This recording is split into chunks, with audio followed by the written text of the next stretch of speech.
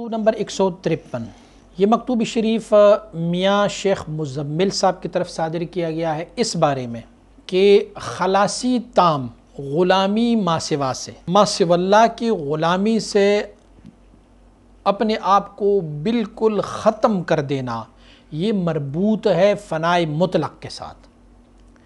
یعنی اگر چاہتے ہیں آپ کہ میں غیر کی غلامی سے دور ہو جاؤں اور میرا گلا میرا گردن غلامی غیر سے بالکل ختم ہو جائیں، آزاد ہو جائیں، تو پھر اس کے لیے ایک ہی چیز ہے، وہ کیا ہے؟ فنائے مطلق۔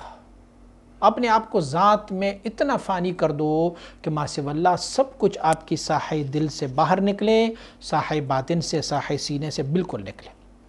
آپ نے جو خط مجھے بھیجا تھا وہ الحمدللہ مجھے مل گیا ہے اور میں خوش ہوا ہوں۔ میں اللہ رب العزت کا شکر ادا کرتا ہوں کہ اللہ کریم اپنی طالب کو، جو اللہ کی وصل و قرب کے طالب ہے، اس کو اپنی طلب میں بے قرار اور بے آرام رکھتے ہیں، تڑپتے ہیں، ذات کی وصل و قرب کے لیے تڑپتے ہیں، بے آرام رہتے ہیں، اور اسی بھی آرامی میں غیر کی آرام سے انہوں نے اپنی ذات اور قرب کی بے آرامی ان کو دی ہے۔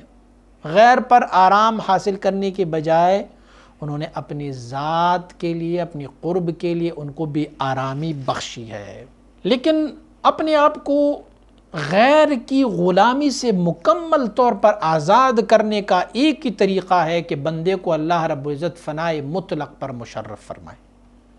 اس کو فنائے مطلق مل جائے تو پھر یہ غیر کی غلامی سے آزاد ہوا، اور نقوش جو ما سوا اللہ کے نقشے ہیں، ان کی شکل اور اشکال ہے، وہ بالکل دل کی آئینے سے محو ہو جائے، بس یار ہی یار نظر آئے اس میں، اور کچھ نظر نہ آئے۔ اور جو تعلق علمی ہے یا تعلق حبی ہے، کسی اور چیز سے ما سوائے ذات جل وعلا شان ہوگی، کسی اور چیز کے ساتھ وابستہ نہ رہے۔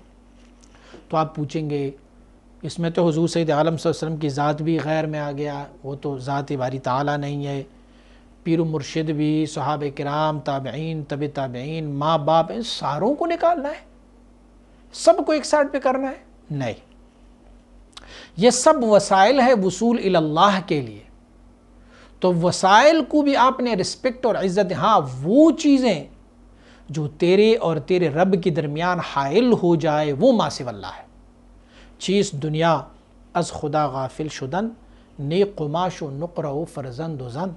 دنیا کیا ہے جو تجھے اپنے رب سے غافل کر دیں؟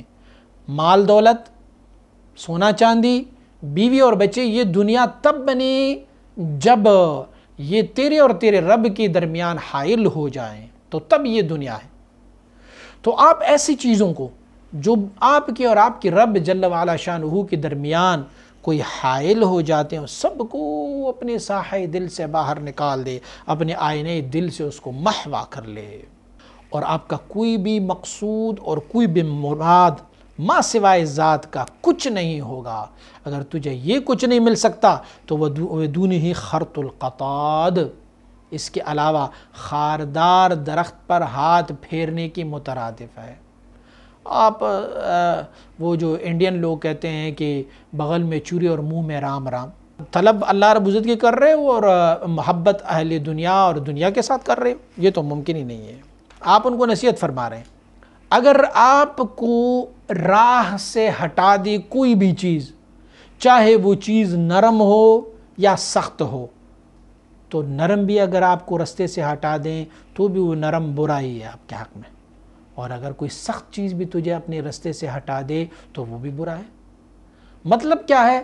سخت ہے یا نرم ہے اور تجھے مستقیم الاحوال غیر سے وابستہ نہ رہیں، مستقیم الاحوال رہے، بس تمہارے لیے کامیابی کامیابی ہے۔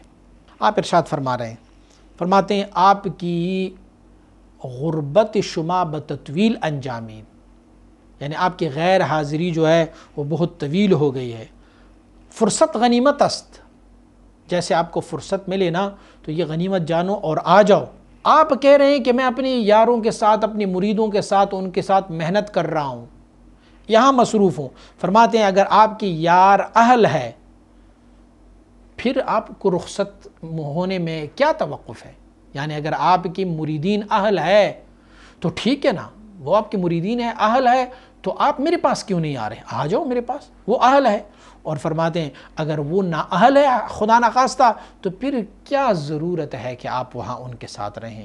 تو میرے ساتھ آپ رابطہ کرو، آ جاؤ، اللہ رب العزت کی مرضیات کو ملاحظہ کرتے رہو۔